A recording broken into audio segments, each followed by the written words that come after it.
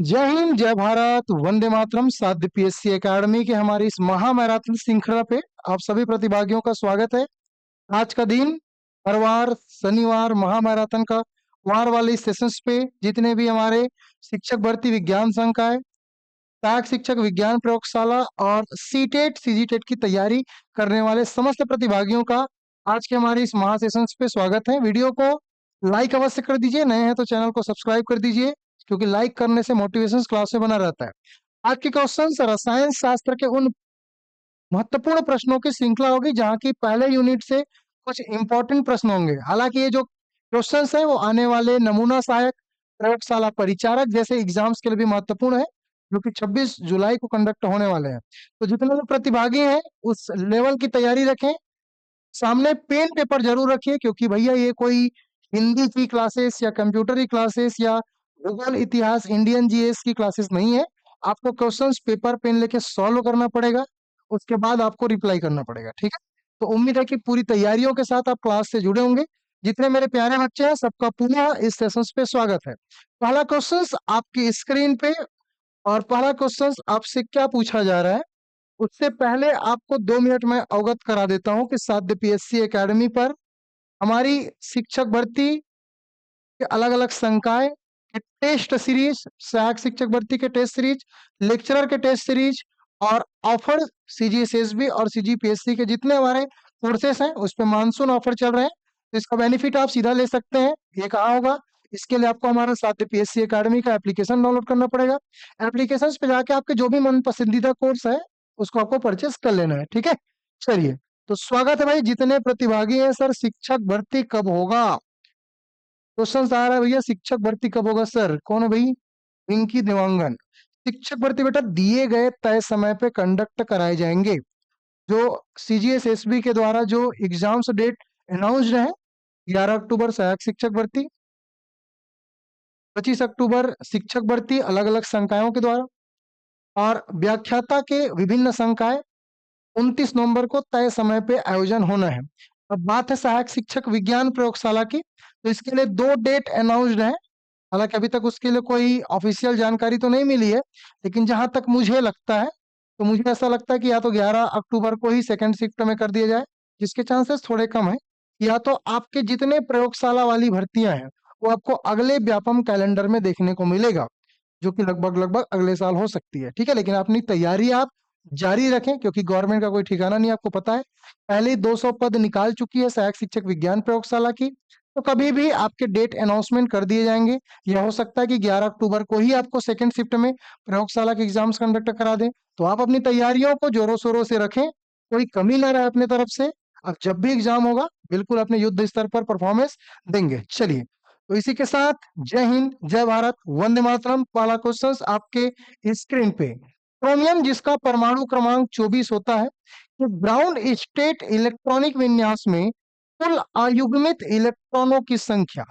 आपको पहले तो ये बताना है कि भैया कि अनपेयर्ड इलेक्ट्रॉन की संख्या क्रोमियम में कितनी होती है, और उनके लिए अधिकतम संभव कुल चक्रण क्वांटम संख्या का मान क्या होगा। बहुत अच्छे लेवल के प्रश्न मैंने फ्रेम किए हैं। उम्मीद है आपको प्रश्न पसंद भी आएगा, है ना। तो आप जरूर इस प्रश्न को सॉल्व कीजिए। तो यहाँ पे ऐसे प्रश्नों को हम कैसे बनाएं, इन प्रश्नों के लिए हमारी क्या स्ट्रेटजी होनी चाहिए, ये आपको बताना है। चलिए,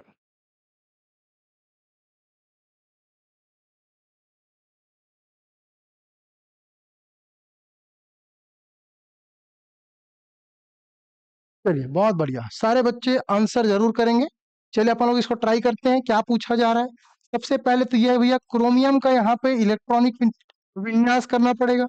तो पूछा क्या गया कि क्रोमियम के ग्राउंड स्टेट इलेक्ट्रॉनिक विन्यास में कुल अयुग्मित इलेक्ट्रॉनों की संख्या और उनके लिए अधिकतम संभव कुल क्वांटम संख्या की वैल्यू क्या होगी, ये आपसे पूछा गया है।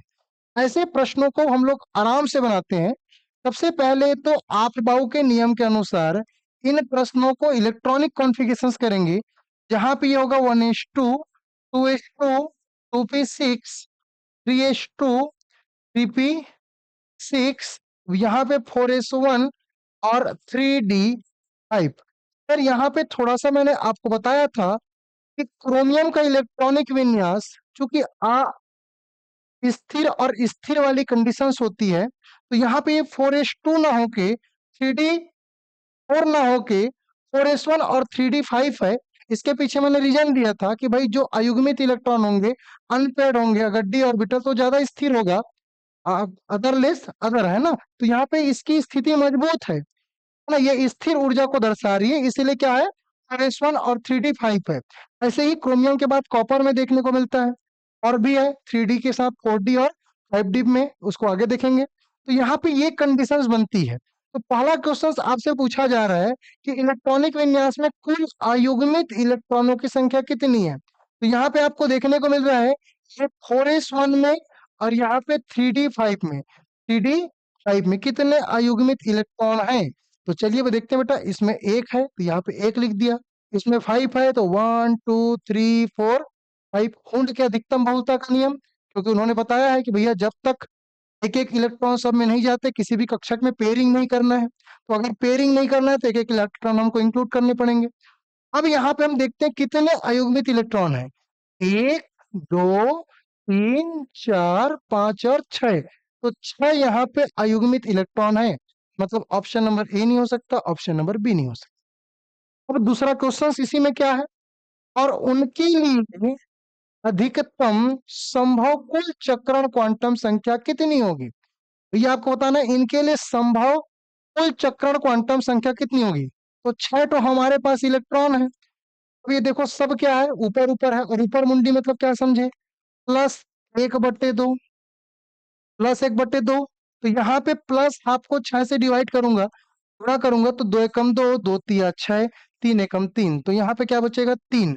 तो यहाँ पे 6 अयुग्मित इलेक्ट्रॉन है, लेकिन युग्मित में कितने होंगे, 6 होंगे, इसलिए कुल चक्रण क्वांटम संख्या का मान कितना होगा, 3 होगा। तो जितने मेरे प्यारे साथी हैं जिनका आंसर ऑप्शन नंबर सी है, it is the correct answer. ये बहुत हाई क्वेश्चन है, हाई लेवल का क्वेश्चन।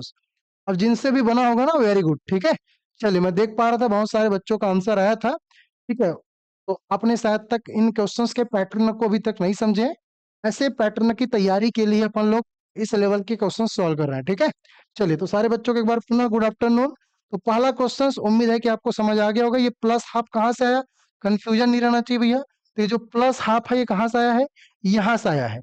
यहाँ से ये वाला क्वेश्चन क्या पूछा गया है, इनके लिए अधिकतम कुल चक्रण क्वांटम संख्या। और चक्रण क्वांटम संख्या क्या होता है, या तो प्लस हाफ होगा या तो माइनस हाफ होगा। तो प्लस हाफ कब होता है, जब ये ऊपर मुंडी होता है, ऊपर सिर होता है, तो सबके लिए प्लस हाफ।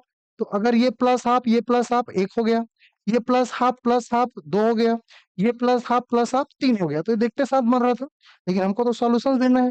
तो 6 ठो अयुग्मित इलेक्ट्रॉन है, और प्लस हाफ को अगर मैं गुणा कर देता हूँ तो आंसर कितना आएगा, 3 आएगा। इसलिए यहाँ पे है क्या है, इलेक्ट्रॉनों की संख्या है, और क्वांटम नंबर का मान कितना है, +3 है। तो यहाँ जितने प्रतिभागी, बिल्कुल सारे बच्चों का आंसर जिन्होंने सी दिया है, it is the correct answer, ठीक है। अगले प्रश्न की ओर बढ़ता हूँ। अगला प्रश्न आपकी स्क्रीन पे, और ये क्या पूछा जा रहा है, यदि क्वांटम संख्याओं का एक नया कल्पित नियम लागू हो, एक नया क्या हो, कल्पित नियम लागू हो, जहां मुख्य क्वांटम संख्या, जहां मुख्य क्वांटम संख्या n के लिए द्विगांशी क्वांटम संख्या l का मान 0 से n+1 तक हो, तो आवर्त सारणी के प्रथम आवर्त में कुल कितने तत्व उपस्थित होंगे। ठीक है, यहाँ पे पाउली का नियम लागू मानते हुए आपको इस क्वेश्चन को सॉल्व करना है, ठीक है। गुड आफ्टरनून, गुड आफ्टरनून, जितने बच्चे जुड़ रहे हैं सबको गुड आफ्टरनून। वीडियो को लाइक अवश्य कर दीजिए आप लोग, जितने प्रतिभागी जुड़ रहे हैं, ठीक है। चलिए, इस क्वेश्चन को ध्यान से पढ़िए और क्वेश्चन सॉल्व करने का प्रयास कीजिए कि भैया जहां मुख्य क्वांटम संख्या n के लिए द्विगांशी क्वांटम संख्या l का मान 0 से n+1 तक हो सकता है, तो आवर्त सारणी के प्रथम आवर्त, यहाँ पे याद रखना, प्रथम आवर्त में कुल कितने तो उपस्थित होंगे, कुल कितने एलिमेंट प्रेजेंट होंगे। Option number A 2, option number B 8, option number C 6, option number D 10। चलिए, मैंने बोला ये फिजिक्स केमिस्ट्री की क्लास है, यहाँ आपको पेन पेपर लेके बैठना पड़ेगा। ये है ना, ये जीएस का पेपर, ये हिंदी का पेपर नहीं कि ऐसे आप आंसर दे देंगे ABCD। इसको सॉल्व करना पड़ेगा, है ना। 2 मिनट का समय दूंगा मैं आपको। अगर 2 मिनट ज्यादा हो जाता है 1 मिनट का समय दूंगा, लेकिन यहाँ पे यूट्यूब पे है तो हम लोग 2 मिनट का भी समय ले सकते हैं, क्योंकि भाई एक बार देखना पड़ता है पॉज करके। ठीक है, तो आराम से बनाइए, कोई दिक्कत नहीं है। चलिए, सारे बच्चे जितने जुड़ रहे हैं सबको राधे राधे, गुड आफ्टरनून। चलिए, अब इसको वही बच्चा बना पाएगा जिसके कॉन्सेप्ट एकदम से क्लियर है। आपने पढ़ाया था सर, जब आवर्त सारणी पढ़ा रहे थे तो प्रथम आवर्त में कुल कितने होंगे।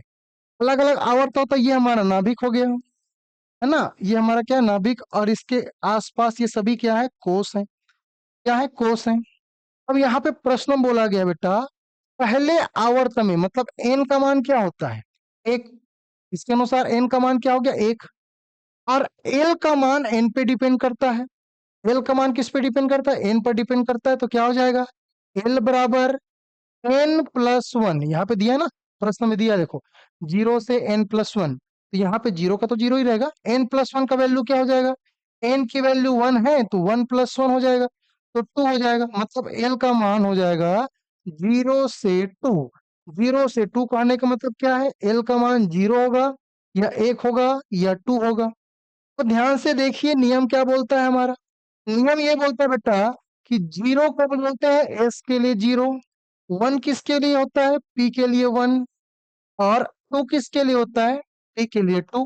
सबसे पढ़ाया था ना कि भाई s उपकोष के लिए 0, p उपकोष के लिए 1 और d उपकोष के लिए 2। f के लिए क्या, 3 होगा। क्योंकि पहले उपकोष की बात कर रहा है तो पहला उपकोष में हमारा केवल और केवल क्या आएगा, s और p आएगा, है ना। डी नहीं आया क्योंकि डी भैया दूसरे उपकोष में चला जाता है। पहले उपकोष में एस और पी ही आ सकता है। और एस और पी में पूछा यह गया है कि तो आवर्त सारणी के प्रथम आवर्त में कुल कितने तत्व उपस्थित होंगे। तो एस वाले में भैया एक ठो बक्सा होगा, पी वाले में कितने बक्से होंगे, 3 ठो बक्से होंगे। तुम्ही लोग देखो कितने तत्व हो सकते हैं, तो मैक्सिमम हो सकते हैं इस वाले बक्से में 2। इस वाले बक्से में कितने, इस वाले बक्से में 2 प्लस यहाँ पे कितना, 6। तो यहाँ पे देखो टोटल कितने हो सकते हैं, यहाँ पे 2 इलेक्ट्रॉन हो सकते हैं, यहाँ पे 6 इलेक्ट्रॉन हो सकते हैं। दोनों को मिलाएंगे तो मैक्सिमम 8 इलेक्ट्रॉन हो सकते हैं। Option number B is the correct answer.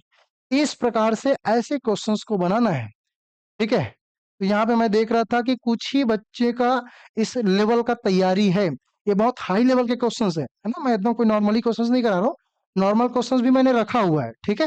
लेकिन कुछ प्रश्न हमारे इस टाइप के भी आएंगे, उसके लिए भी हमको रेडी रहना पड़ेगा, ठीक है। चलिए, इसीलिए बोलता हूँ कि ज्यादा से ज्यादा प्रैक्टिस करो, ज्यादा से ज्यादा MCQ लगाओ, क्योंकि बिना MCQ के नहीं बनेगा। क्लास में सिर्फ आप कॉन्सेप्ट सीख सकते हैं, क्लास में सारी अवधारणाएं आपको पढ़ाई गई है, S=0, P=1, D=2, लेकिन उसको यूज करना भी तो आना चाहिए ना। तो यूज करना कहाँ सीखोगे, क्वेश्चंस के प्रैक्टिस करने से, ठीक है। मैंने ये भी क्लास में बताया था कि S के लिए 1 डब्बा रहता है, P के लिए 3 डब्बा रहता है। तो इसीलिए 2 + 6 कितना डब्बा हो जाएगा, 8। तो 8 तत्व तो यहाँ पे उपस्थित रहेंगे। तो आपने थ्योरी क्लास में सारी चीजें पढ़ी है, लेकिन उसका उपयोग कब है, यही फिजिक्स और केमिस्ट्री खासियत है। लोगों को साइंस कठिन क्यों लगता है, साइंस कठिन लगने के पीछे रीजन ये है कि कॉन्सेप्ट क्लास में तो पढ़ लेते हैं, बहुत अच्छे से थ्योरी तो पढ़ लेते हैं, रट लेते हैं, लेकिन उसका एप्लीकेशन नहीं आता। और साइंस इज द एप्लीकेशन। आपको अनुप्रयोग करना आना चाहिए, उसका प्रैक्टिस बनाना पड़ेगा। इसके लिए हमने क्या किया, इसके लिए आप सबके लिए एक ई बुक बना दिया है। इस ई बुक के लिए, जो कि CG टेट, सी टेट, प्रयोगशाला परिचारक, आपके प्रयोगशाला सहायक शिक्षक विज्ञान प्रयोगशाला के लिए ही बनाई गई है। इसके साथ मैंने इतने सारे प्रैक्टिस सेट डाल दिया है कि आपको खुद करना है, खुद करना है, आंसर आपको खुद ही लाना है। मैंने इतने सारे क्वेश्चन, मैं उसमें आंसर भी नहीं डाला हूँ, लेकिन बहुत जल्दी उसमें आंसर की मैं अपलोड कराऊंगा। अभी आंसर की नहीं डाला था, अभी क्वेश्चन डाला था ताकि आप लोग प्रैक्टिस करो। और ये बुक आपको मिलेगा हमारे साथ PSC एकेडमी के मोबाइल एप्लीकेशन पे, ठीक है। चलिए, अगले क्वेश्चंस की ओर बढ़ते हैं भैया। अगला प्रश्न हमारे स्क्रीन पे, और अगला प्रश्न आपसे क्या पूछा जा रहा है। अगला प्रश्न आपसे पूछा जा रहा है कि निम्नलिखित तत्वों के ग्राउंड स्टेट विन्यास पर विचार कीजिए, ठीक है।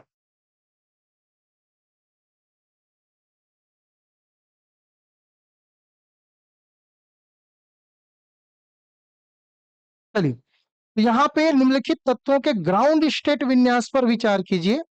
ये दिया है कॉपर 29, ये दिया है पेडेलियम 46, तेल दिया है क्रोमियम 24 और गैलेडियम यहाँ पे दिया है 64। आपको बताना है कि उपरोक्त में से किन तत्वों का इलेक्ट्रॉनिक विन्यास अपबाउ के n+1 नियम के सामान्य क्रम का पालन नहीं करता। चलिए, आपके सामने 4 ऑप्शंस दिए गए हैं। अगर आपके कॉन्सेप्ट क्लियर होंगे, आपने और प्रैक्टिस किया होगा, मेरे कहने को माने होंगे, घर में जाके होमवर्क किए होंगे, तो इस क्वेश्चंस का आंसर आपको बिल्कुल मिल जाएगा। ठीक है,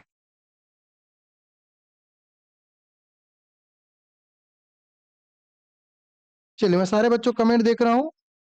कुछ बच्चे बोल रहे हैं पैलेडियम। ठीक है, तो कुछ बच्चे बोल रहे हैं पैलेडियम होगा सर। कुछ बच्चे बोल रहे हैं गैडोलिनियम। तो क्या गैडोलिनियम होगा? ठीक है, क्या गैडोलिनियम होगा? देखो, इसको करके देखो। ठीक है, हाँ, क्वेश्चंस नहीं डला है सर, केवल प्रकाश चैप्टर डला है। अभी डला है भाई, देखो अच्छे से, है ना? अभी दिखा दूंगा, वरना मोबाइल पे यहीं लाइव यूट्यूब में, है ना? डला है, जब मैं बोल रहा हूँ मतलब डला है। ठीक है, ठीक है राजकुमार, एक बार जाकर चेक करना भैया। वो तो फ्री में डला है ना, डेमो, जो लाइट का बोल रहा हूँ उसको डेमो डला है, इसलिए आपको डेमो दिखाई दे रहा होगा। ठीक है, चलिए बहुत बढ़िया। कुछ बच्चे यहाँ पे कमेंट्स कर रहे हैं कि सर केवल जे और एल सही है। कोई बात नहीं भैया, प्रैक्टिस करते हैं, देखते हैं क्या है इसका आंसर। चलिए, तो यहाँ पे कॉपर और क्रोमियम के बारे में तो मैंने क्लास में ही बता दिया था कि वास्तविकता में जो क्रोमियम और कॉपर होता है, क्रोमियम का 24, जो कि ये क्या करता है, जो कि ये करता है भैया, आपका 4s1 3d5। इसी तरीके से मैंने आपको कॉपर का बताया था क्लासरूम में ही कि बेटा कॉपर का होता है यहाँ पे 4s1 3d10। उम्मीद है कि आपने इतना तो क्लासरूम में मैं बताऊं तो कर छोगे। इसको मैं लिखवा भी दिया था, कॉन्सेप्ट भी क्लियर करा दिया था कि 2 रीजन होते हैं। एक होता है सममिति, सममिति मतलब समान स्ट्रक्चर, देखने में इक्वल होता है ना? देखने में क्या होता है? इक्वल। जैसे फॉर एग्जांपल ये सममिति का एग्जांपल है, ये सममिति, सब एक ही समान दिख रहा है तो सममिति है। ठीक है, दूसरा मैंने बताया था एनर्जी, विनिमय एनर्जी की। अब सब समान है तो एक दूसरे को एनर्जी दे सकते हैं, अनार बनार एनर्जी का कर सकते हैं। तो ये मैंने 2 रीजन बनाया था ताकि ये स्थिर या स्थायित्व को प्राप्त कर सकते हैं, अर्धपूरित और पूर्णपूरित। तो क्रोमियम और कॉपर को तो हमने क्लासरूम में कर दिया। तो आपका कर्तव्य बनता है कि ऐसे और कौन कौन से एलिमेंट हैं, ऐसे और कौन कौन से तत्व हैं जो इस प्रकार की प्रॉपर्टी दिखाता है, जो कि आपबाऊ के नियम को नहीं मानता। आप में से कुछ बच्चे क्लासरूम में बोले भी थे सर कि सर ये यही दोनों है, क्रोमियम और कॉपर की और कुछ एलिमेंट है। तो बेटा ये दोनों एलिमेंट है, तो पैलेडियम और गैलोडिनियम ये दोनों एलिमेंट है, इसलिए option number D is the correct answer. और इसको मैंने इसलिए डाला है कि आपने घर जाने के बाद अपना दिमाग यूज किया है कि नहीं किया है, कि बस सिर्फ क्लासरूम में पढ़ लिए तो हो गया सिर्फ क्रोमियम और कॉपर। नहीं, ये दोनों एलिमेंट्स भी आपबाऊ के नियम को पालन नहीं करते। ये वाले जो दोनों हैं, ये भी अपना 4D और 5D में इस प्रकार के बेसिक स्ट्रक्चर दिखाते हैं। That's it. तो यहाँ पे चारों ऑप्शन सही है, ए, के और एल, एम। ठीक है, तो अच्छे से बढ़िया घर में जाके थोड़ा सा कहना मान लिया करो, थोड़ा देख लिया करो कि दोनों अच्छा है कि और कोई है ऐसे, क्योंकि इसको तो हमने क्लासरूम में बहुत अच्छे से पढ़ा था। ठीक है, चलिए, उम्मीद है यहाँ पे आंसर आपको डी मिल चुका होगा। अगला प्रश्न आपके कथन कारण वाले प्रश्न, क्या पूछा जा रहा है? नाइट्रोजन परमाणु, और नाइट्रोजन का परमाणु क्रमांक कितना होता है भैया? 7। प्रथम आयनन ऊर्जा ऑक्सीजन परमाणु, जिसका परमाणु क्रमांक ऑक्सीजन का 8, प्रथम आयनन ऊर्जा से अधिक होती है। ये कथन दिया गया है, कारण देख लेते हैं। नाइट्रोजन के 2p उपकोष में अर्धपूरित अपफिल्ड विन्यास होता है जो उच्च स्थिरता प्रदान करती है। इसी के बारे में कल बता रहा था कि भाई अगर कोई अर्धपूरित है और पूर्ण पूरित है तो ज्यादा स्थायित्व होगा। इसी कारण से जो डी ब्लॉक के एलिमेंट है उधारी मांग लेते हैं, कहते भैया एक इलेक्ट्रॉन, और हम थोड़ा सा अर्धपूरित और पूर्ण पूरित बन के क्या हो सकते हैं? स्थायी हो सकते हैं। बताइए आंसर ऑप्शन नंबर ए की कथन ए और कारण आर दोनों सही है, और रीजन ऐसे रेशंस की सही व्याख्या कर रही है। कथन ए और कारण आर दोनों सही है, लेकिन आर ऐसे रेशंस की सही व्याख्या नहीं कर रही है। कथन ए सही है लेकिन आर गलत है, कथन ए गलत है लेकिन आर सही है। चलिए, चलिए आंसर दीजिए भाई, सारे बच्चे आंसर देंगे। चलिए, सारे बच्चों से मैं बिल्कुल आंसर की उम्मीद रखूंगा। ठीक है, क्वेश्चंस आपको दिखना चाहिए बोर्ड में स्पष्ट रूप से।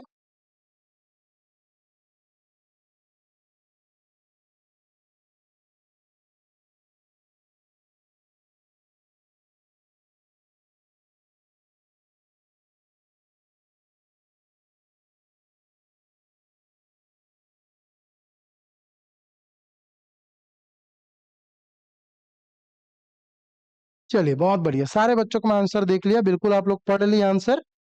Very good. चलिए विभा बोल रही है सर ए है, राजकुमार बोल रहे हैं ए है सर, प्रतिमा भी बोल रही ए है। चलिए देखते हैं कौन सा सही है। ठीक है, तो हम लोग पहले इसके कॉन्सेप्ट पे जाते हैं। कि नाइट्रोजन का इलेक्ट्रॉनिक विन्यास अगर मैं कर दूं तो नाइट्रोजन का साथ होता है 1s2 2s2 2p3। अगर ऑक्सीजन का इलेक्ट्रॉनिक विन्यास करूं तो 1s2 2s2 p 4 2 6 2 8, तो 4 हो जाएगा। अब ध्यान से देखिए, मैंने इलेक्ट्रॉनिक विन्यास कर दिया है। नाइट्रोजन परमाणु की प्रथम आयनन ऊर्जा ऑक्सीजन परमाणु की प्रथम आयनन ऊर्जा से ऑक्सीजन से अधिक होती है। आयनन ऊर्जा है क्या चीज, वो तो पता होना चाहिए, तभी क्वेश्चंस बन पाएगा। नहीं तो तुक्का मार क्या हो गया, ऑप्शन नंबर ए, क्योंकि जनरली आंसर क्या होता है, ऑप्शन नंबर ए होता है, तो मार देते हैं सर। यहाँ पे आयनन ऊर्जा के कॉन्सेप्ट को समझना पड़ेगा। आयनन ऊर्जा क्या है? बाहरी कोश के इलेक्ट्रॉन को निकालने के लिए जितनी एनर्जी आपको लगानी पड़ेगी, उसको खींचने के लिए जितना ताकत आपको लगाना पड़ेगा, वही ताकत वही ऊर्जा क्या कहलाती है? आयनन ऊर्जा कहलाती है। ये हमने क्लासरूम में पढ़ा था। अब यहाँ पे देखो, ये जो आपको दिखाई दे रहा है, इसमें पूरी तरीके से अर्धपूरित है। अर्धपूरित मतलब 1 2 3, और यहाँ पे इसको बनाऊंगा तो ये बनेगा 1 2 3, तो पी ऑर्बिटल में 3। अगर इन 3 इलेक्ट्रॉनों को भरूंगा तो 1 2 3, और इसके अगर 4 इलेक्ट्रॉन को भरूंगा तो 1 2 3 और 4। ये हुंड का अधिकतम बहुलक नियम से भर दिया। तो आप देखेंगे तीनों में एक एक इलेक्ट्रॉन है, और इसका मतलब है कि इनको निकालना कहीं ना कहीं थोड़ा दिक्कत है। और यहाँ पे देखेंगे ऑक्सीजन के पास भैया इनको निकालना आसान है। तो यहाँ पे बोला गया है कि नाइट्रोजन के 2p उपकोष में अर्धपूरित, इसके बारे में बात कर रही है 2p के बारे में। तो नाइट्रोजन के 2p उपकोष में पूरित, अर्धपूरित मतलब ये आधा भरा हुआ। तो देखो आधा आधा भरा हुआ है ना, 3 ठो डब्बा है, उन तीनों में आधा आधा भरा हुआ है। मतलब ये जो 3 ठो बक्सा है नाइट्रोजन के, तो उसमें आधा आधा भरा, उसकी बात हो रही है। विन्यास होता है जो उच्च स्थिरता प्रदान करता है। बिल्कुल सही स्टेटमेंट है। पूरी तरीके से मैंने ब्लैक बोर्ड पे जो जो बातें बोली गई है उन सारी बातों को बता दिया है। ये अर्धपूरित है तो इसको निकालना कठिन है, और इसको निकालना आसान है। इसको निकालना आसान है क्यों? क्योंकि ये ज्यादा स्थिर है। इसलिए option number A is the correct answer. कि भैया रीजन एसेरेशंस की सही व्याख्या कर रही है या सही स्पष्टीकरण कर रही है। तो सारे बच्चों का बिल्कुल करेक्ट आंसर है। कुछ बच्चे हैं जैसे कि मैं देख रहा था अरुण कुमार सी बोल दिए थे। हो जाता है, कई लोग थोड़ा सा नहीं समझ पाए क्वेश्चंस को। या यहाँ पे नंद ना सूर्यवंशी है ना, तो थोड़ा सा ध्यान पूर्वक क्वेश्चंस को जो बोल रहे हैं ना उसी पे रहना है हमको। तो बिल्कुल हमको सही स्टेटमेंट देखने को मिलेगा। ठीक है, आयनन ऊर्जा क्या है मैंने बता दिया, इस बिना पे आपने क्वेश्चंस भी सॉल्व कर लिए। चलिए अगला प्रश्न आपकी स्क्रीन पे। निम्नलिखित तत्वों को उनके इलेक्ट्रॉन बंधुता के बढ़ते हुए क्रम, इलेक्ट्रॉन बंधुता के बढ़ते हुए क्रम मतलब कम ऋणात्मक से अधिक ऋणात्मक में व्यवस्थित कीजिए। आपके सामने 4 अलग अलग एलिमेंट्स दिए गए हैं, 4 अलग अलग तत्व दिए गए हैं, और उसको आपको बताना है कि भैया इलेक्ट्रॉन बंधुता किसकी कम है, फिर उससे किसकी ज्यादा है, फिर और उससे किसकी ज्यादा है, और सबसे ज्यादा अधिक किसकी है। इस क्रम में आपको जमाना है। 4 अलग अलग ऑप्शंस दिए गए हैं। ये भी मैंने क्लास में आपको क्रोनोलॉजी पढ़ाया हुआ है, लाइन से मैंने क्रोनोलॉजी आपको पढ़ाया हुआ है, लिखवाया भी हुआ है। तो ये क्वेश्चंस गलत नहीं होने चाहिए। अब ये क्वेश्चन जिससे जिससे गलत होगा समझ लो भैया कि आपकी पढ़ाई अच्छी नहीं चल रही है, आपकी रिवीजन अच्छी नहीं चल रही है, क्योंकि ये क्वेश्चंस क्लासरूम में से क्वेश्चंस बनाए गए हैं, और ऐसे प्रश्न ही एग्जाम्स में पूछे जाते हैं। तो ऐसे क्वेश्चंस तो बनने चाहिए। चलिए option number A B C D which is the correct answer. उससे पहले बताता हूँ कि इलेक्ट्रॉन बंधुता क्या है। इलेक्ट्रॉन बंधुता क्या है, क्या बताया था मैंने इलेक्ट्रॉन बंधुता की परिभाषा है? इलेक्ट्रॉन बंधुता की परिभाषा मैंने क्या बताया था? मैंने ये बताया था कि किसी तत्व को या किसी परमाणु को इलेक्ट्रॉन दे देंगे, अब उसको इलेक्ट्रॉन देंगे ना तो खुश हो जाएगा, तो खुशी के मारे हुई जो एनर्जी निकालेगी, खुशी के मारे जो ऊर्जा बाहर होगी, वही एनर्जी क्या कहलाती है? इलेक्ट्रॉन बंधुता कहलाती है। समझो, ये बाहर निकालती एनर्जी, क्या करती है? बाहर निकालती। कब? जब किसी परमाणु को नया इलेक्ट्रॉन मिल जाता है तो निकलने पर क्या निकालती है? एनर्जी निकालती है। चलिए, बहुत सारे बच्चों का मैं आंसर देख पा रहा हूँ। इस प्रकार के क्रोनोलॉजी क्वेश्चंस पूछे जाते हैं। ठीक है, चलो तो वापस आता हूँ। इलेक्ट्रॉन बंधुता सबसे अधिक किसकी होती है? मैंने बताया था कि बेटा याद रखना, जो इलेक्ट्रॉन बंधुता है ये किसकी ज्यादा होती है?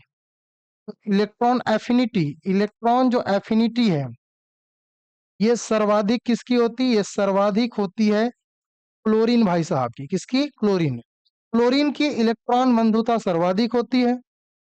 और इलेक्ट्रोनिगेटिविटी, इलेक्ट्रोनिगेटिविटी मतलब विद्युत ऋणात्मकता, तो विद्युत ऋणात्मकता है ये किसकी ज्यादा होती है? ये होती है हमारे फ्लोरीन भाई साहब की। किसकी? फ्लोरीन भाई साहब की। तो दोनों एग्जाम में पूछे जाते हैं कि इलेक्ट्रॉन बंधुता किसकी ज्यादा होती है और विद्युत ऋणात्मकता किसकी ज्यादा होती है। जनरली बच्चों को कंफ्यूजन होता है कि सर इलेक्ट्रॉन बंधुता क्या है, विद्युत ऋणात्मकता क्या है। तो बेटा किसी को इलेक्ट्रॉन दे दोगे ना तो खुशी के मारे एनर्जी बाहर करेगा, तो इलेक्ट्रॉन एफिनिटी है। और विद्युत ऋणात्मकता क्या है? विद्युत ऋणात्मकता कहने का मतलब ये है कि लोन पेयर ऑफ इलेक्ट्रॉन को निकालने के लिए जितनी एनर्जी वेस्ट करना पड़ेगा वो विद्युत ऋणात्मकता है। अब यहाँ पे हमको पता है कि क्लोरीन की विद्युत ऋणात्मकता ज्यादा होगी, और हमको प्रश्न पूछा गया कि बढ़ते हुए क्रम में जमाना है, मतलब सबसे बड़का वाला लास्ट में रहेगा, वही ना? तो ये फ्लोरीन तो होगा नहीं, और ये फ्लोरीन भी नहीं होगा। मतलब दो ऑप्शन कट चुके हैं। कौन कौन से दो ऑप्शन कट चुके हैं सर? ऑप्शन नंबर डी और ऑप्शन नंबर बी कट चुके हैं। तो बचा क्या सर? क्लोरीन। आपने पढ़ाया था सर कि क्लोरीन की सबसे ज्यादा होती है, तो क्लोरीन तो रहेगा। उसके बाद सर फ्लोरीन की ज्यादा होती है, तो फ्लोरीन की होती है। तो दो बच गया, ऑक्सीजन सल्फर, और सल्फर और ऑक्सीजन। अब यहाँ पे भारी कंफ्यूजन सर, यहाँ पे भारी कंफ्यूजन। तो बहुत सारे बच्चों का आंसर आ चुका है कि सर सल्फर सर तीसरे नंबर पे होता है। और मैंने क्लासरूम में बताया भी था कि याद रखना बेटा, सल्फर की जो इलेक्ट्रॉन बंधुता वाली प्रॉपर्टी है वो ऑक्सीजन से भी ज्यादा होता है। हालांकि ऑक्सीजन और सल्फर एक ही ग्रुप के समूह के तत्व हैं, लेकिन सल्फर का जो इलेक्ट्रॉन बंधुता है वो मैक्सिमम होता है, इसीलिए थर्ड नंबर पे। और सबसे कम फिलहाल इस चारों में से सबसे कम किसका होगा? ऑक्सीजन का। इसलिए मेरे प्यारे बच्चों, option number A is the correct answer. ऐसे प्रश्नों को बहुत ध्यान से बनाना है, क्योंकि ऐसे प्रश्न पढ़े पढ़ाए रहते हैं। अगर ऐसे क्वेश्चंस गलत करोगे तो सहायक शिक्षक विज्ञान प्रयोगशाला क्या, उससे कम प्रयोगशाला परिचारक की भी वैकेंसी नहीं निकलेगी। ठीक है, आपको बारीकी से चीजों को समझना है, बारीकी से चीजों को पढ़ना है, और इन चीजों को पढ़ के आसानी से हमको क्या करना है? क्वेश्चंस को सॉल्व करना है। That's it. आप में से सारे बच्चों का बिल्कुल करेक्ट आंसर भैया, option number A is the perfect. अगला प्रश्न आपके स्क्रीन पे, और एक जनरलाइजेशंस वाले क्वेश्चंस, सामान्यीकरण वाले प्रश्न। प्रश्न में पूछा गया है कि जो लैंथेनाइट संकुचन होता है, इस लैंथेनाइट संकुचन के प्रभाव के कारण निम्नलिखित में से किस युग्म की परमाणु त्रिज्या लगभग समान हो जाती है? किस युग्म की परमाणु त्रिज्या लगभग समान हो जाती है? अब ये तो खैर हम लोग अभी डी ब्लॉक और एफ ब्लॉक के एलिमेंट के बारे में क्लासरूम में डिटेल चर्चा नहीं किए हैं, लेकिन आवर्त सारणी चूंकि हमने पढ़ा है, ठीक है, तो थोड़ा बहुत इसको हम लोग डिस्कस कर लेंगे। हाँ देखो, थोड़ा बहुत कंफ्यूजन थी सर, मेरा ए करते करते सी हो गया, ये पेपर में बाहर कर देगा। आपको एकदम कंफर्म होना चाहिए ना, ये सब छोटी छोटी चीजें हैं। तो सल्फर तीसरा नंबर, मतलब सल्फर तीसरा नंबर, ऑक्सीजन चौक। भाई देखो, ऑप्शन में तो वैसे ही दिया है ना, तो हमको उस हिसाब से करना पड़ेगा, नहीं तो हम हमारे देखो, अगर हम जो चीज जान रहे हैं उसको गलत करेंगे मतलब हमारे 1.25 नंबर चले जाएंगे। 1.25 कैसे? उस क्वेश्चंस के सही होने पे आपको एक नंबर तो मिलता, लेकिन अब चूंकि गलत हो गया है तो क्वेश्चंस के 0.25 नंबर और चले गए, मतलब आपके 1.25 नंबर का लॉस हो गया है। अब ये 1.25 नंबर आपको बाहर करने के लिए मेरिट लिस्ट से पर्याप्त है। ऐसे दो चार क्वेश्चन में कर देता तो फिर बाहर हो जाओगे। ठीक है, तो ध्यान से भाई कम क्वेश्चन बनाओ, लेकिन बढ़िया क्वेश्चन बनाओ, आराम से क्वेश्चन बनाओ। और हमको 100 में 100 नहीं लाना है भैया, हमको एग्जाम्स के बॉडीज को समझना है, स्ट्रक्चर को समझना है, और हमको देखना है कि अगर 60 नंबर में हो रहा है हमको ज्यादा से ज्यादा प्रश्न सॉल्व करके 60 नंबर तक रुकना है। ज्यादा से ज्यादा मतलब 90 तक बना रहे हो तो 90 तक बनाइए, 75 बना रहे हो तो 75 तक बनाइए, लेकिन इतना बनाइए कि 60 65 तो आ ही जाए। ठीक है, चलिए। तो यहाँ पे हम लोग देख रहे थे कि लेंथेनाइट संकुचन के प्रभाव के कारण निम्नलिखित में से किस युग्म की परमाणु त्रिज्या लगभग समान होती है? ऑप्शन नंबर ए, क्या टाइटेनियम और जिरकोनियम की होती है, या जिरकोनियम और हाइफेनियम की, या वेनेडियम और निबोडियम की, या निबोडियम या टैलेडियम की? चलिए, यहाँ पे आंसर आ चुका है बहुत सारे बच्चों का, मैं देख पा रहा हूँ। सारे बच्चे बिल्कुल बिल्कुल परफेक्ट आंसर दिए हैं सर। जिरकोनियम और यहाँ पे हमारे सामने एच दिया है ना। इन दोनों की वैल्यूज बिल्कुल बराबर होती है ना। यहाँ पे ये पूछा गया है चूंकि ये आवर्त पांच के तत्व हैं। किसके तत्व हैं? आवर्त पांच। और ये आवर्त पांच के तत्व है, और इनके जो आकार होते हैं वो आकार क्या होते हैं? दोनों के बराबर होते हैं। आकार बराबर होने के कारण आकार बराबर होने के कारण यहाँ पे जिरकोनियम और हर्फेनियम क्या होते हैं? इक्वल होते हैं। ये एकदम से ना पूछे जाते हैं कि दोनों को एकदम से अंडरलाइन करके रखो, बहुत इंपॉर्टेंट प्रश्न है कि कई बार पूछे चुके हैं जिरकोनियम और हर्फोनियम। ठीक है, तो जेड आर और एच एफ, जेड आर और एच एफ, ये याद रखना है भैया, जिरकोनियम और हर्फोनियम। ठीक है, दोनों का आकार इक्वल होता है। तो क्वेश्चन में भी पूछा गया है कि निम्नलिखित में से किस युग्म की परमाणु त्रिज्या मतलब आकार समान होना। भी त्रिज्या मतलब क्या है? कोई भी त्रिज्या मतलब क्या होगी? केंद्र से परिधि के बीच की दूरी। तो दोनों की त्रिज्या बराबर होगी मतलब आकार बराबर है। उसी चीज को बताना चाह रहे हैं। ठीक है, क्वेश्चंस पे थोड़ा सा घुमा के दे दिया है, लेकिन बोलना तो वही चाह रहा है। चलिए, एक प्रश्न और है आपकी स्क्रीन पे, इस प्रश्न को ध्यान से पढ़िए। ये भी क्वेश्चंस जो बनाया गया है वो आपके क्लासरूम से ही बनाया गया है, तो ध्यान से पढ़िए और इन क्वेश्चंस के आंसर दीजिए। गलत नहीं करना है बेटा, है ना। चलिए, अगला प्रश्न क्या है तो इसको ध्यान से देखो। ये भी पढ़ा पढ़ाया है, बचपन से पढ़ते आ रहे हो। पाउली का अपवर्जन सिद्धांत, कुंड का अधिकतम बहुलता का नियम, आफबाउ का नियम, और हाइजेनबर्ग का सिद्धांत। ये चारों नियम मैंने क्लासरूम में इतने अच्छे से पढ़ाए हैं कि सारे बच्चे खुश होकर बोल रहे थे कि सर मजा आ गया आज का क्लास। वो मजा वाली क्लास से ही ये प्रश्न बनाया गया है कि कितना मजा लिए थे।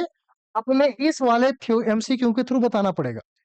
पाउली का अपवर्जन सिद्धांत क्या बताता है, हुंड का नियम क्या बताता है, आफबाउ का नियम क्या बताता है, और हाइजेनबर्ग का सिद्धांत क्या बताता है? किसी कक्षक में विपरीत चक्रण वाले अधिकतम 2 इलेक्ट्रॉन होंगे। उपकोषों में इलेक्ट्रॉन n+1 के बढ़ते क्रम में प्रवेश करते हैं। समान ऊर्जा के कक्षकों में जब तक संभव हो इलेक्ट्रॉन अयुग्मित रहते हैं। इलेक्ट्रॉन की स्थिति और संवेग का एक साथ सटीक निर्धारण असंभव है। इसका मतलब यह है कि del x into del p greater than H upon 4 pi. ठीक है, मैथमेटिकल निरूपण। चलिए, क्लियर नहीं दिख रहा है सर? अभी दिखेगा। ठीक है, टेंशन मतलब क्लियर दिखेगा। आप लोग आराम से देखिए, सारा चीज दिखेगा। सर आज के क्वेश्चंस पे बहुत ज्यादा दिमाग लगाना पड़ रहा है। ठीक, बिल्कुल दिमाग लगाओ भैया, है ना।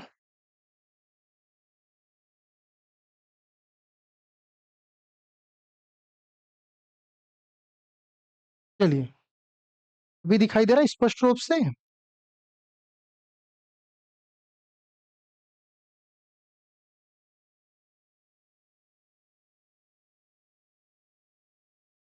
क्लियर नहीं दिख रहा है सर? हाँ, थोड़ा दिखेगा, आराम से थोड़ा धीरे से रहो, तब दिखेगा। टेंशन लेने की आवश्यकता नहीं है, सारी चीजें दिखाई देगी। पूरा दिमाग क्वेश्चंस के ऊपर लगाओ, आपको हर एक चीज दिखाई देगा, है ना। थोड़ा सा छोटा छोटा है क्योंकि जगह नहीं था ना, इसलिए थोड़ा सा कई छोटा क्वेश्चन सोचते थे, कई बड़ा क्वेश्चन।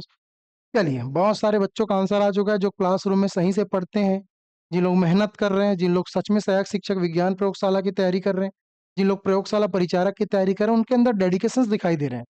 इस डेडिकेशन का मतलब आपको सीधा क्वेश्चन के रूप में दिखाई देगा। ये पाउली साहब ने अपवर्जन सिद्धांत दिया, और पाउली ने क्या बोला? पाउली साहब ने बोला कि अगर एक को बेड है, अगर एक को क्या है? बेड है। पाउली ने बोला कि अगर एक एक बेड है तो दो ही लोग सो सकते हैं, एक सीधा मुंडी और एक उल्टा मुंडी। एक पति होंगे, एक पत्नी होंगे। एक बेड में दो ही पर्सन सो सकते हैं, एक उल्टा मुंडी और एक सीधा मुंडी। ये कौन बोला है? पॉलिस। इसका मतलब क्या है? किसी कक्षक में, कक्षक, किसी कक्षक में विपरीत चक्रण वाले अधिकतम 2 इलेक्ट्रॉन होंगे। तो पाउली के स्टेटमेंट तो हमने पकड़ लिया, की बात को तो बोला है ना पाउली ने, उसको मैं सरल तरीके से बता रहा हूँ कि किसी बेड में 2 ही व्यक्ति सो सकते हैं, एक उल्टा मुंडी और एक सीधा मुंडी। That's it. ठीक है। हुंड का नियम, हुंड मतलब क्या दिया है? हुंड ने दिया है अधिकतम बहुलता का नियम। अधिकतम बहुलता का नियम हुंड ने क्या बोला है? इन्होंने बोला कि अगर 3 ठो कमरे हैं, 3 ठो क्या है? कमरा है। 3 ठो क्या है? कमरा है। तो तीनों कमरे में एक एक बच्चे पहले सोएंगे। अगर कोई और आ जाता है तब कहीं ना जोड़ी होगा। ऐसा नहीं कि नहीं मुझे तो ठंडी लगी है, तीनों को एक रूम में सो जाते हैं भाई, या 2 ही रूम में सो जाते हैं भाई। ऐसा नहीं होगा कि हम दोनों तो इधर सो गए, इसको खाली छोड़ देते हैं, भूतिया कमरा है। ऐसा नहीं होगा। चाहे भूतिया कमरा रहे, चाहे किचन रहे, चाहे बेडरूम रहे, चाहे हॉस्टल रहे, चाहे कुछ भी रहे, तीनों कमरे में पहले एक एक लोग सोएंगे। तीनों कमरे में एक एक सोना जरूरी है। जरूरी है। अगर 2 रहेंगे तो सर, ऐसे कई लोग का दिमाग चल रहा होगा, तो 2 रहेंगे तो भैया 2 ही कमरे में सोएगा ना। लेकिन ऐसा नहीं कि 2 जने हैं तो इस प्रकार से सोना करके यहाँ सो गए, 2 जने हैं तो नहीं भैया दोनों एक ही रूम में सोएंगे, ऐसा नहीं। अलग अलग में, पहले अलग अलग कमरे में सोएंगे, बाद पूरा कमरा पैक हो गया तब जोड़ी बनाएंगे। तो पेयरिंग तब तक नहीं बनेगा जब तक हर एक ऑर्बिटल्स में इलेक्ट्रॉन फुलफिल ना हो। ये कौन बोला है? कुंड साहब ने बोला है कि पेयरिंग तब तक नहीं होगा जब तक हर ऑर्बिटल में एक एक इलेक्ट्रॉन फुलफिल ना हो। इसका मतलब ये बोलता है बेटा कि यहाँ पे समान ऊर्जा के कक्षकों में जब तक संभव हो इलेक्ट्रॉन क्या होंगे? अयुग्मित रहते हैं। ठीक है। तो यहाँ पे बिल्कुल करेक्ट आंसर है हुंड का, ये हो जाएगा। ठीक है। क्या हो जाएगा? 3 हो जाएगा। आप बाउ का नियम, ये दे। आप बाउ, कई लोग तो आप बाउ को साइंटिस्ट समझते होंगे, लेकिन आप बाउ फप बाउ कोई साइंटिस्ट वाइंटिस्ट नहीं है। आप बाउ कौन है? मैंने क्लास में बताया है। आप बाउ एक जर्मन शब्द है, और उस जर्मन शब्द का मतलब होता है निर्माण करना। कोई वैज्ञानिक वैज्ञानिक नहीं है, पूछ सकता है कि इनमें से कौन सा वैज्ञानिक नहीं है? तो पाउली तो है, कुंड भी है, हाइजेनबर्ग भी है। ये आप बाउ नहीं है। आप बाउ मतलब होता है एक जर्मन वर्ड जिसका मतलब होता है निर्माण करना। That's it। चलिए, अब इन्होंने क्या बोला? आप बाउ ने, इन्होंने बोला अगर 4 ठो सीढ़ी है, 4 ठो सीढ़ी है, जे सीढ़ी, के सीढ़ी, एल सीढ़ी, एम सीढ़ी, तो भैया सबसे कम ऊर्जा लगेगा ना उसी सीढ़ी में पहले चढ़ेंगे। पहली सीढ़ी में कम ऊर्जा लगेगा तो पहली सीढ़ी में चढ़ेंगे, उसके बाद दूसरी ऊर्जा में चढ़ेंगे, फिर तीसरी सीढ़ी में, फिर चौथी सीढ़ी में। एक ही बार में जाकर कूद के चौथा सीढ़ी में नहीं बैठ जाना है। समझ रहे हो? इसका मतलब क्या है? अगर कोई इलेक्ट्रॉन है तो उस इलेक्ट्रॉन का काम है कि पहले कोष में पहले भरे जाएंगे। इस वाले कोष में पहले भरे जाएंगे 1s में, फिर आएगा 2s, फिर आएगा 2p, फिर 3s, 3p, 3d। ये नहीं कि फर्स्ट एस में हमारा ही नहीं, नहीं मैं यहाँ नहीं बैठूंगा, मैं 3s में आऊंगा, ऐसा नहीं करेगा। पहले वाली सीढ़ी में पहले चढ़ो तो 1s में पहले जाना पड़ेगा, फिर 2s में, फिर 2p में, फिर 3s में, फिर 3p में, फिर 4s में, फिर 3d में। एनर्जेटिक, एनर्जी के क्रम में, बढ़ते क्रम में। ये बताया आप बहु सिद्धांत। कौन बताया है? आप बहु ने सिद्धांत में। That's it. हाइजेनबर्ग का सिद्धांत ये क्या बोलता है भैया? हाइजेनबर्ग का सिद्धांत, हाइजेनबर्ग का सिद्धांत ये बोलता है कि अगर कोई कार एकदम से फटाफट स्पीड में चल रही है, एकदम खतरनाक स्पीड, तो उस कार की पर्टिकुलर टाइम पे पोजीशंस और वेलोसिटी या मोमेंटम एग्जैक्ट 100% बता पाना संभव नहीं है। भाई कोई कार चल रहा है तो एक एक सेकंड में कैसे तुम उसका मोमेंट बता दोगे, और कैसे पोजीशन बताओ? कार चल रहा है तो 1 सेकंड भाग जाएगा ना, वहीं पे थोड़ी बैठे रहेगा। तो एक साथ पोजीशन और एक साथ वेलोसिटी किसी पर्टिकुलर गतिशील इलेक्ट्रॉन्स या गतिशील कण का बता पाना संभव नहीं है। ये कौन बताया है? हाइजेनबर्ग के सिद्धांत। कौन बताया है? हाइजेनबर्ग का सिद्धांत। ठीक है, चलिए देखते हैं विच is the correct answer. Yes, option number A is the correct answer कि भैया J1, A3, L2 and M4 सारे बच्चों का बिल्कुल करेक्ट आंसर है।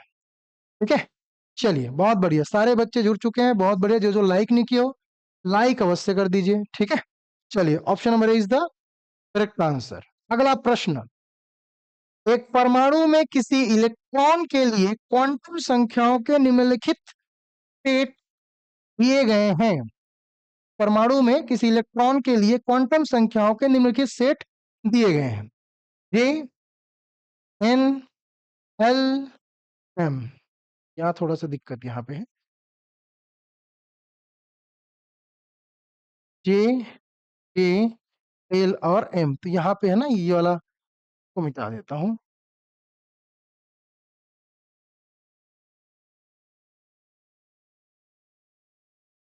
चलिए बताइए भाई, विच इज द करेक्ट आंसर।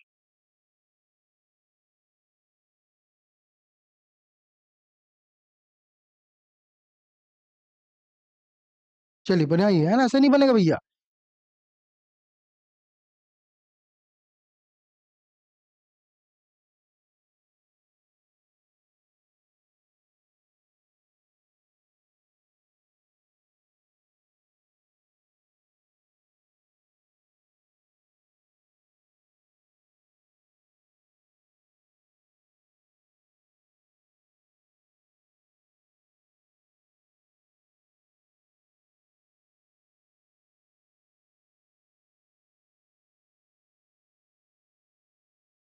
चलिए सारे बच्चे बताएंगे, है ना। आराम से बढ़िया से बनाइए, क्वेश्चंस गलती नहीं करना है।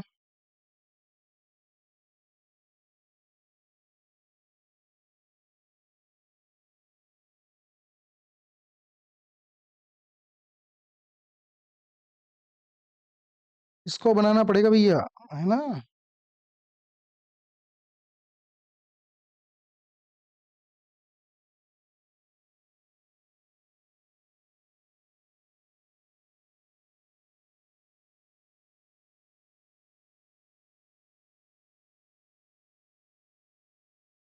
ऐसे ही प्रश्न सीजी टेट में क्वेश्चंस पूछे गए थे, जहां तक मुझे याद आ रहा है।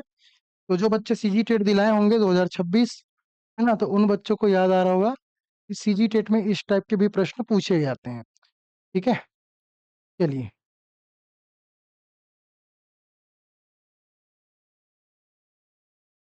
चलिए बनाने का प्रयास करते हैं, कैसे बनेगा सर उसको भी देखते हैं।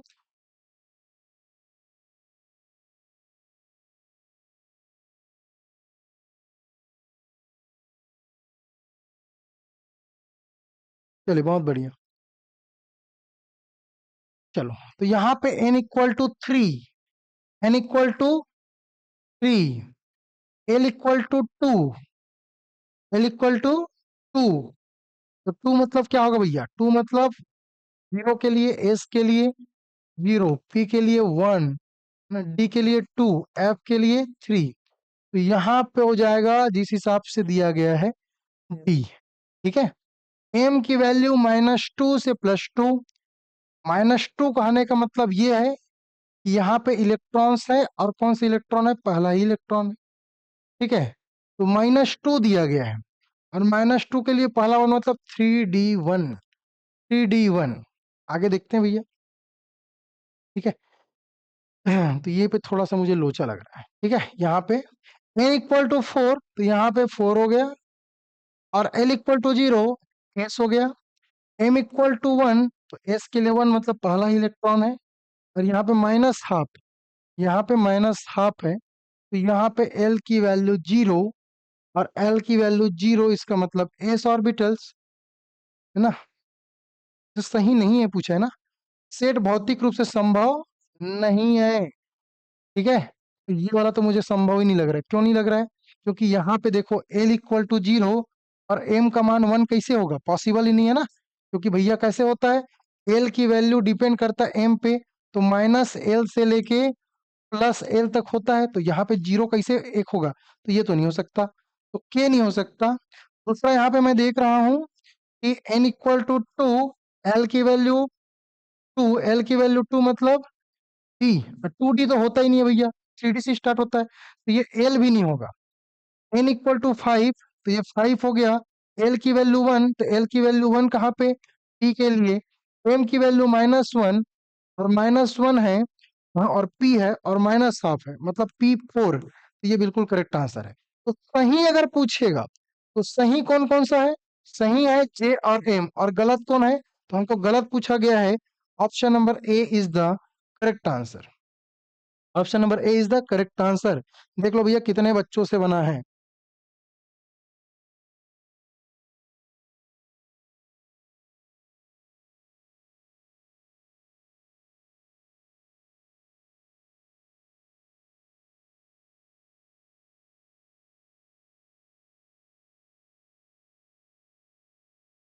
चलिए,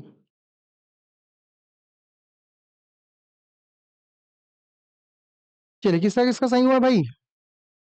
कॉमन सेंस से बनेगा, है ना, बनाओगे प्रैक्टिस में रहेगा तो बन जाएगा। अब ये वो बच्चे से तो बनेगा ही जो लगातार हमारे साथ प्रैक्टिस में जुड़े हुए हैं। ठीक है, चलिए। सर, घटना चक्र बुक में ऐसे क्वेश्चंस नहीं दिए हैं। हाँ, तो घटना चक्र में इस टाइप के प्रश्न मिलेंगे भी नहीं। ठीक है, ये वाला प्रश्न तो मिल जाएगा, घटना चक्र में ये वाला दिया होगा। ठीक है, चलिए आगे बढ़े। और चलिए, तो आपको बता दूं कि मानसून सत्र का ऑफर चल रहा है और इसके बेनिफिट्स आप लोग ले सकते हैं। तो जितने प्रतिभागी हैं अपनी तैयारी को सुनियोजित तरीके से कंटिन्यूअस रखें। ठीक है, इसके लिए आपको हमारा साध्य पीएससी एकेडमी का एप्लीकेशन डाउनलोड करना पड़ेगा, जहाँ पे हर एक कोर्स में 70% डिस्काउंट। और जैसे कि मैंने आपको बताया कि अगर ये सब क्वेश्चंस आपको बनाने हैं तो हमारी ई बुक बन चुकी है, जहाँ पे जाके आप लोग प्रैक्टिस कर सकते हैं। ठीक है, चलिए इसी के साथ जय हिंद, जय भारत, वंदे मातरम।